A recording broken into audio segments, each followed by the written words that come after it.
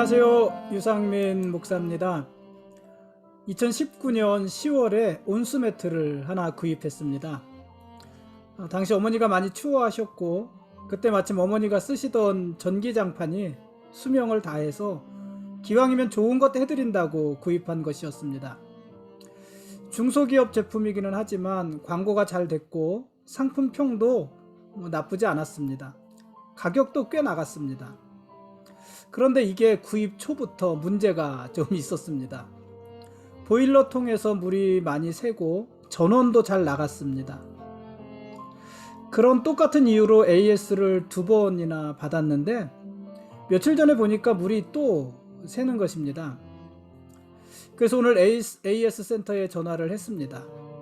동일한 제품에 똑같은 문제가 계속해서 발생하니 새 제품으로 교환해 달라고 요구를 했습니다.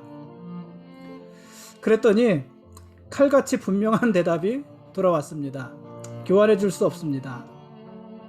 대신 AS 접수하고 수리기사에게 말을 잘 해주겠습니다. 이게 전화 상담원이 저에게 준 말의 전부입니다. 아쉽지만 어쩔 수 없습니다. 다시 수리하고 고쳐서 쓸 수밖에 없습니다. 그러고 보면 하나님이 이스라엘과 함께 하시는 방법도 꼭 그런 것 같습니다. 하나님의 기대와 달리 이스라엘 백성들에게는 항상 하자가 많았습니다. 수리할 것이 많았습니다. 그때마다 하나님께서는 이스라엘을 완전히 폐기하고 새로운 사람들, 새로운 민족을 선택해서 새로 시작하는 대신에 이스라엘을 고쳐서 다시 쓰셨습니다. 그렇게 고쳐 쓰시면서 지금 가나안 초입에까지 이끌고 오신 것입니다. 하나님께서 이스라엘 백성들에게만 그러신 것은 아닙니다. 하나님은 우리를 향해서도 마찬가지 아니십니까? 우리는 항상 부족하고 넘어지고 깨지고 실수투성이지만 그러나 하나님은 우리를 버리지 않으셨습니다.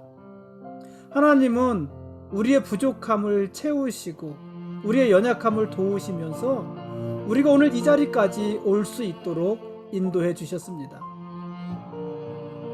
우리를 폐기 처분한 것이 아니고 그래서 새로운 사람을 부르신 것이 아니고 끊임없이 AS 하시면서 고치시면서 여기까지 오신 것이다 하는 말입니다. 그래서 하나님 앞에는 은혜 아닌 것이 하나도 없습니다. 오늘도 우리는 그 은혜로 하루를 산 것이고 앞으로도 그렇게 살아갈 것입니다. 오늘 말씀 보시겠습니다.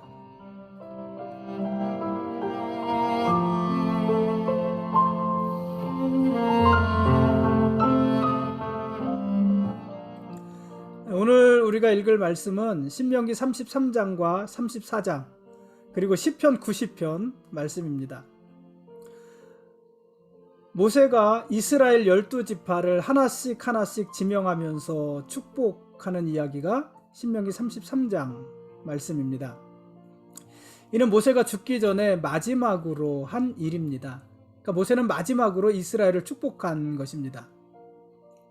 이것은 마치 야곱이 죽기 전에 자기의 12아들들을 그 이름을 부르면서 한 사람씩 부르면서 축복한 것과 같은 모습 아닙니까? 12아들들에 대한 야곱의 기도는 이후 이스라엘의 출애굽의 비전이 됐잖아요. 그렇다면 오늘 모세가 축복한 12지파에 대한 축복은 이후 가나안 땅에 들어가서 살게 될 이스라엘의 지침과 비전이 되는 것입니다. 그러니까 단순히 이스라엘 12지파를 모세가 생각나는 대로 축복했다는 것이 아니라 12아들에 대한 야곱의 축복이 그들에 대한 축복이며 또 예언적인 선포였던 것처럼 오늘 모세가 12지파를 각각 호명하면서 하는 축복도 그들에 대한 축복이면서 그리고 또한 그들이 가나안에서 붙잡아야 될 비전이면서 또 그들을 향한 예언적인 선포이면서 그런 것입니다. 모세는 각 지파의 형편에 따라서 그들을 축복합니다. 예를 들어서 그렇죠. 지파의 수가 전체 숫자가 많이 줄어든 르우벤 지파를 향해서는 후손이 끊이지 않는 생존의 복으로 축복을 합니다. 앞장서서 전쟁에 나가는 유다 지파는 대적을 치면서 승리하는 것으로 축복합니다. 율법을 가르치고 예배를 준비하는 레위 지파에 대해서는 직무를 잘 감당할 수 있도록 미워하는 자들에게서 보호받기를 축복합니다. 사랑하는 막내 아들이었던 베냐민, 그 베냐민 지파를 향해서는 안전함을 축복합니다. 요셉 지파는 두 지파지요. 에브라임 지파와 므낫세 지파가 있잖아요. 이 요셉 지파에 속한 에브라임과 므낫세에게는 물질의 풍요와 군사적인 능력으로 축복합니다. 스불론 지파에게는 밖에서의 복으로 축복했고, 반대로 이사갈 지파에게는 장막 안에서의 복으로 축복을 합니다. 갓 지파에게는 지략과 용맹으로 요단 동편의 윤택한 땅을 차지하게 하고 동족을 위해서 선두에 나가서 싸우는 것으로 축복을 하고요. 단 지파에 대해서는 용맹한 사자가 될 것이라는 말로 축복합니다. 납달리 지파에게는 풍요로운 갈릴리 호수 인근의 땅을 얻게 될 것이라고 축복하고, 마지막 아셀 지파에게는 가장 많은 복을 받아서 평생 동안 안락한 생활을 누릴 것이라는 것으로 축복을 합니다. 근데 모세가 이렇게 12지파를 각각 축복했는데요. 이상의 이 축복들을 어느 한 지파에 몰아서 주지 않았습니다. 그러니까 모세는요, 어느 한 지파가, 한두 지파가 하나님의 축복을 독식하게 하지 않았습니다. 오히려 각 지파에게 골고루 축복을 나누어 주었고, 상황에 맞게, 그들의 상황에 맞는 복을 주었고, 그 복은 상호 연결되어서 서로 돕고 서로를 유익하게 할 때에 더 큰 효력을 발생하도록 그렇게 축복을 하였습니다. 그러므로 이스라엘 각 지파는 자기가 받은 복을 하찮게 여기면서, 또는 다른 지파가 받은 복을 크게 여기면서 부러워할 필요가 없습니다. 다만 자기들이 받은 복을 누리면서, 그러면서도 그 복으로 다른 지파를 섬기며 전체 이스라엘을 유익하게 해야만 했습니다. 얼마 전에 저희 교회에서 그런 말을 했잖아요. 아주 오래전에, 한 20여 년 전에 그 감자탕 교회 조연삼 목사님이 하셨던 말씀을 우리가 같이 나눴었는데, 더해서 100점이면 된다. 부부는 더해서 100점이면 된다. 각자가 100점이 아니라 더해서 100점이면 된다. 교회에서도 목사와 성도들이 더해서 100점이면 된다. 이런 이야기를 했잖아요. 목사가 30점밖에 안 되면 성도들이 70점 하시면 됩니다. 남편이 50점밖에 안 되면 나머지 50점 아내가 하면 됩니다. 그래서 더해서 100점이면 된다. 이런 이야기를 나눴었잖아요. 이스라엘에 대한 모세의 축복을 보면서 그런 생각이 들었습니다. 이걸 다 더하면 100점이 되겠구나. 각자는 다 넉넉함도 있고 부족함도 있고, 자기들에게 받은 그 복에 대해서 만족함도 있고, 다른 지파의 복에 대해서 부러움도 있고 그랬겠지만은, 이스라엘은 결국 하나잖아요. 그 12지파의 복을 다 더하면 100점이겠다. 이런 생각이 들었습니다. 그러니 이스라엘 12지파는 자기들이 받은 복을 자기들만 누리는 것이 아니고 같이 누려야 되는 것이에요. 12지파가 같이 누려야지 그들이 모두 100점짜리 복을 누릴 수 있는 것입니다. 신명기 마지막 장인 34장에서는 모세가 결국 죽습니다. 그동안 모세가 죽을 거라는 얘기를 하나님이 여러 번 하셨잖아요. 이 34장 마지막 장에서 결국 모세는 죽습니다. 하나님은 모세를 느보산에 오르게 하셔서 이제 곧 이스라엘이 들어가야 될 가나안 땅을 그곳에서 미리 다 바라보게 하십니다. 느보산, 산에서 얼마나 멀리까지 볼 수 있었을까요? 실제로 느보산 꼭대기에 올라가서 맑은 날에는요, 그 요단강 동편에 있는 지중해, 동편 끝에 있는 지중해까지 보인다고 그래요. 그 거리가 100km가 넘는다고 그러거든요. 거기까지 보일 정도라고 합니다. 그러니까 모세는 느보산에 올라가서 그 가나안 땅을 다 본 것입니다. 그렇죠? 그 길르앗과 가나안 온 땅을 보았던 것입니다. 그리고 그 가나안 땅을 다 보고 난 후에 모압 평지 벳부올 근처 한 골짜기에서 모세는 죽어서 장사가 됩니다. 모세는 분명히 탁월한 지도자였습니다. 그렇지만 모세도 죽어야 했습니다. 결국 죽어야 했습니다. 그때 모세의 나이는 120살이었고 죽을 때까지 모세는 눈이 흐리지 않았고 기력이 쇠하지 않았다, 이렇게 표현을 했잖아요. 신명기 34장 7절이에요. 오늘 읽은 말씀. 120살을 살았고 120살이 되어도 눈이 흐리지 않았고, 우리는 뭐 4, 50만 돼도 눈이 흐리잖아요. 근데 120살이 돼도 눈이 흐리지 않았고 기력이 쇠하지 않았다. 그러니까 충분히 더 살 수 있고 더 활동할 수 있지만은, 그러나 그런 모세도 죽었다는 것입니다. 모세가 죽은 후에 이스라엘 백성들은 모세를 위해서 30일 동안 애곡했습니다. 그러나 죽은 모세가 묻힌 곳을 아는 사람은 아무도 없었습니다. 이제 이스라엘은 모세를 잊고, 무덤도 모르니까 모세를 잊고 모세의 후계자인 여호수아와 마음을 맞춰서 여호수아와 함께 가나안 땅에 들어가야 합니다. 그리고 그곳을 정복해야 합니다.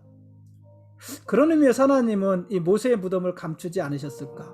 이스라엘 백성들의 마음이 자꾸 모세로 향할까봐, 또 모세의 죽은 그 시체가 들어있는 무덤을 우상화할까봐 그것을 감추신 것은 아닐까, 이런 생각도 듭니다. 모세가 그렇게 죽습니다. 그렇게 모세가 죽으면서 이스라엘 광야 시대는 완전히 막을 내리게 되는 것입니다. 동시에 이제 여호수아와 함께하는 가나안 시대가 막을 열게 되는 것입니다. 이제 이스라엘은 새로운 시대를 살아가게 될 것입니다. 어디서요? 하나님이 약속하신 땅 가나안, 젖과 꿀이 흐르는 땅 가나안, 그 조상들이 들어가고 싶었지만 무서워 도망갔던 땅 가나안 땅, 그 땅에서 그곳 사람들을 점령하면서 진멸하면서 이제 새로운 삶을 살게 될 것입니다.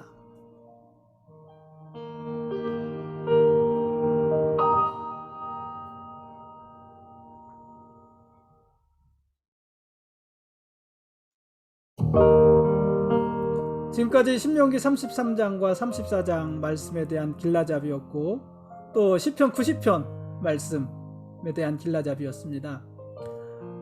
내일 읽을 말씀은 여호수아서 1장과 2장 말씀입니다. 책이 바뀌었습니다. 내일부터 8일 동안 여호수아서 말씀을 읽겠습니다. 오늘 우리는 신명기 33장과 34장을 읽었고, 그와 함께 시편 90편 말씀을 읽었습니다. 이 시편 90편은 150편의 시편 중에서 유일하게 모세가 지은 시입니다. 물론 이 시편 90편을 모세가 직접 지었느냐, 직접 썼느냐, 아니면 다른 사람이 쓴 것이냐, 그거는 뭐 분명하지 않지만은, 아무튼 시편 90편의 부제가 뭐라고 붙어 있냐면은 하나님의 사람 모세의 기도, 이렇게 되어 있습니다. 그러니까 모세가 직접 써도 모세의 시고, 모세가 직접 쓰지 않았어도 모세의 시예요. 모세의 기도니까 유일한 모세의 시입니다. 어떤 의미에서 이 시편 40편은 모세가 이스라엘과 함께한 광야 40년에 대한 열매, 총정리라고 할 수 있을 것입니다. 광야 40년을 보낸 후 모세의 마지막 기도, 마지막 품평, 이렇게도 말을 할 수가 있을 것 같습니다. 그래서 이스라엘과 함께한 광야 40년에 대한 열매, 이렇게도 시편 90편을 볼 수 있을 것입니다. 모세는 이 시편 90편에서 하나님의 영원성, 영원함에 비추어서 사람은 얼마나 유약하고 유한한 존재인지에 대해서 고백하고 하나님의 계속적인 지혜와 자비를 간구합니다. 사람은 흙에서 왔다가 흙으로 돌아가야 되는 유한한 존재입니다. 그래서 죽는 거잖아요. 모세도 죽는 거잖아요. 그런 사람의 인생은 마치 아침에 돋았다가 저녁 때가 되면 마르는 풀과 같습니다. 모세가 시편 90편에서 표현한 대로 사람의 연수래야 고작 70년이고 강건하면 80년입니다. 그런데 그나마도 신속하게 날아갑니다. 모세는 120년을 살았습니다. 그러니까 80년보다 40년을 더 산 거잖아요. 얼마나 오래 살았습니까? 120년을 살았습니다. 모세는 죽는 순간까지 건강했고 눈도 밝았습니다. 기력이 왕성했습니다. 그런 모세도요 죽었어요. 그런 모세의 인생도 풀과 같았다 하는 것입니다. 창세기 사람들은요 오래 살았습니다. 800년을 살기도 하고 900년을 살기도 하고, 심지어 무드셀라 같은 사람은 969년을 살았잖아요. 가장 오래 산 사람입니다. 그런데 그들이 800년을 살던 900년을 살던 969년을 살던 그들도 아침 안개처럼 다 쓰러졌고, 그들도 죽는 순간에 자기들이 살아온 날들이 신속히 날아갔다 이렇게 고백하지 않았겠습니까? 지나고 보면 다 빠르잖아요. 이에 반해서 하나님은 세세 무궁토록 영원하신 분이십니다. 하나님은 대대에 걸쳐서 우리의 거처가 되어주시고, 산이 생기기 전 곧 영원부터 영원까지 계시는 하나님이십니다. 이스라엘과 함께 하시는 하나님이 바로 이런 하나님이시라고 모세가 시편 90편에서 고백하고 있는 것입니다. 그러니까 시편 90편은 사람의 유한함과 하나님의 영원하심을 기록한 시다 이렇게도 볼 수 있을 거고, 그것이 모세가 광야 40년을 보내면서 얻은 결론이다 이렇게도 볼 수 있는 것입니다. 광야 40년을 지내고 보니까 사람은 유한한데 하나님은 영원하시구나 하는 것을 모세가 고백하는 것입니다. 모세는 애굽에서 시작해서 광야 40년을 보내는 동안 이런 하나님을 발견한 것이고, 이런 하나님을 고백하게 된 것입니다. 그런데 나머지 이스라엘도 모세와 똑같은 곳에서 똑같은 40년을 보냈잖아요. 똑같은 40년이에요. 그런데 이스라엘은 아직도 하나님을 의심하고 아직도 저급한 우상을 찾아서 그 우상에게 경배하려고 합니다. 그러니 이런 이스라엘은 얼마나 어리석은 사람들입니까? 그런데요, 이스라엘만 어리석을까요? 혹시 오늘 우리도 이스라엘처럼 어리석은 삶을 살고 있는 것은 아닐까요? 여러분, 오늘 여러분이 믿는 하나님은 어떤 하나님이십니까? 오늘 여러분들도 모세가 믿었던 바로 그 하나님을 믿으십니까? 모든 인생이 풀과 같이 시들어 없어질 것이지만 영원부터 영원까지 계시면서 우리를 도우시며 인도하시는 하나님, 바로 그 하나님을 오늘 여러분은 믿고 계십니까? 우리가 믿는 하나님이 그런 하나님이시라면 그 하나님으로 우리는 충분하지 않습니까? 그 하나님 한 분으로 우리는 만족하지 않습니까? 그렇다면 여러분도 하나님에 대해서 모세와 같은 고백을 하면서 모세와 같은 시편을 기록할 수 있겠습니까? 여러분은 하나님을 어떤 분이라고 고백하시겠습니까? 신명기서 읽기를 마치면서 나에게 있어서 하나님은 어떤 분이신지 여러분 한번 깊이 생각해 보시기 바랍니다. 하나님은 어떤 하나님이십니까? 모세는 광야 40년, 애굽에서부터 광야 40년을 지내고 난 후 시편 90편의 고백으로 하나님을 고백했습니다. 우리는 어떻게 하나님을 고백할까요? 오늘도 하나님은 우리의 왕이십니다. 그리고 우리는 그분의 거룩한 백성들입니다.